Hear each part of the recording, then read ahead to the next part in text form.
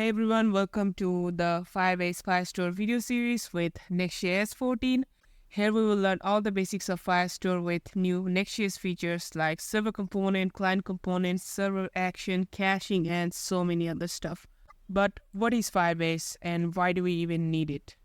Suppose you are making an e-commerce site like Amazon and you need a backend server, database, authentication, and building and maintaining all those stuff can be expensive and complicated. Now, to make your life easier, we have something called BaaS or Backend as Service to handle this for you so that you can focus more on the front end and less on the backend. And Firebase is one of them. It is actually part of Google Cloud. It provides many services like authentication, database, real-time database, cloud functions, and so on. But we're going to only focus on Cloud Firestore, which is a NoSQL database. But what does that even mean?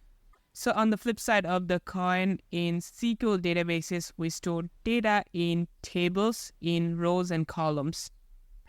And in NoSQL database, we store the data in key value pairs like you can see on the example.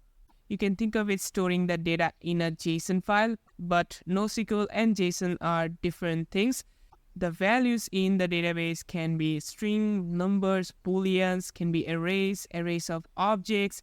You can have nested objects, and the supported data types actually depend on database to database. And I'll show you what data types Firebase actually supports. And then you have document. A document is actually a chunk of key value pair data. You can think of it like a single JSON file. But again, documents are not JSON files. And then you have collection. It is simply a combination of multiple documents.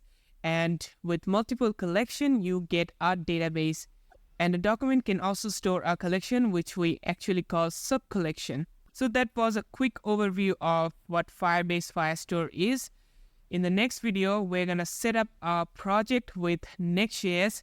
Then we will learn how to add documents, getting the documents, getting real-time updates, update documents, delete documents, sort, and querying the data.